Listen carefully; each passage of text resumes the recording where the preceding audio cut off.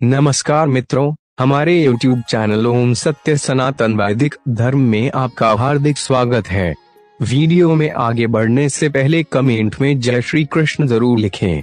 अच्छे लोगों के साथ हमेशा बुरा क्यों होता है? गीता में श्री कृष्ण ने दिया है अर्जुन को इसका जवाब। वहीं जो लोग बुरे कर्म करते हैं और अज्ञान की राह पर होते हैं, वो खुशहाल दिखते हैं। श्री कृष्ण ने इसका जवाब गीता में दिया है। श्री कृष्ण ने अर्जुन को जवाब देते हुए समझाई है ये बात। लोगों को उनके कर्मों का फल हमेशा मिलता है।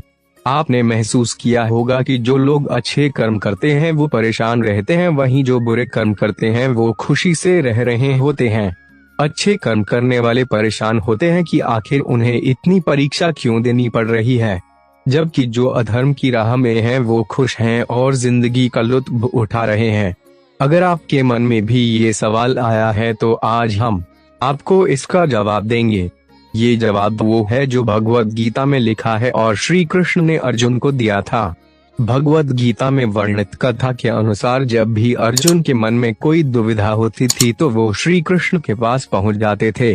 एक बार की बात है, अर्जुन भगवान श्री कृष्ण के समीप आकर कहा कि वो दुविधा में हैं और इसका जवाब वो श्री कृष्ण से चाहते हैं। श्री कृष्ण ने पूछा कि क्या सवाल है?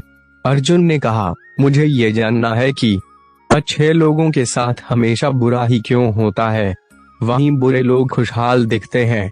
अर्जुन के मुंह से ऐसी बातें सुनकर श्री कृष्ण मुस्कुराए और कहा, मनुष्य जैसा सोचता है और महसूस करता है वैसा कुछ नहीं होता है, बल्कि अज्ञानता की वजह से वो सच्चाई नहीं समझ पाता है।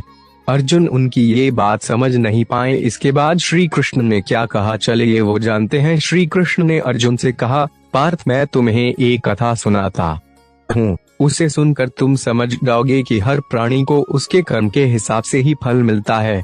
प्रकृति हर किसी को अपनी राह चुनने का मौका देती है। अब वो मनुष्य की इच्छा पर निर्भर करता है कि उसे धर्म की राह चुनी है या अधर्म की। कथा शुरू करते हुए श्री कृष्ण ने कहा, एक नगर में दो पुरुष रहा करते थे। एक पुरुष व्यापारी था जिसके जीवन में धर्म की बहुत महत्ता थी। वो पूजा पाठ में यकीन रखता था। वो हर रोज मंदिर जाता था और दान धर्म भी करता था और हर रोज भगवान की पूजा करता था। वहीं दूसरा पुरुष बिल्कुल विपरीत था। वो हर रोज मंदिर तो जाता था लेकिन पूजा करने नहीं, बल्कि मंदिर के बाहर से जूते चप्पल चुराने। उसे दान और धर्म से कोई लेना देना नहीं था। समय बीता गया और एक दिन बहुत जोर की बारिश हो रही थी। इस वजह से मंदिर में पुजारी के अलावा कोई नहीं था। ये बात जब दूसरे पुरुष को पता चली तो उसने कहा कि ये सही मौका है मंदिर का धन चुराने का। पंडित से नजर बचाकर उसने मंदिर का सारा धन चुरा लिया। उसी समय धर्म कर्म में विश्वास रखने वाला व्यक्ति भी मंदिर पहुंचा। दुर्भाग्य से मंदिर के पुजारी ने उसे ही चोर समझ लिया और चिल्लाने लगे। वहां लोग एकत्र हो गए और उसे बहुत मारा। किसी तरह वो बचते बचाते वहां से निकला तो दुर्भाग्य ने उसका साथ वहां भी नहीं छोड़ा। मंदिर के बाहर वो एक गाड़ी से टकरा गया और घायल हो गया। फिर वो व्यापारी लंगड़ाते हुए घर जाने लगा तो रास्ते में उसकी मुलाकात उस पुरुष से हुई जिसने मंदिर से धन चुराया था। उसने कहा, आज तो मेरी किस्मत चमक गई, एक साथ इतना सारा धन मिल गया। ये सब देखकर उसे बहुत बुरा लगा और उसने अपने घर से भगवान की सारी तस्वीरें निकाल दी। कुछ सालों बाद दोनों पुरुषों की मृत्यु हो गई। मरने के बाद जब दोनों यमराज की सभा में पहुंचे और भले पुरुष ने दूसरे व्यक्ति को देखा तो उसे बहुत गुस्सा आया।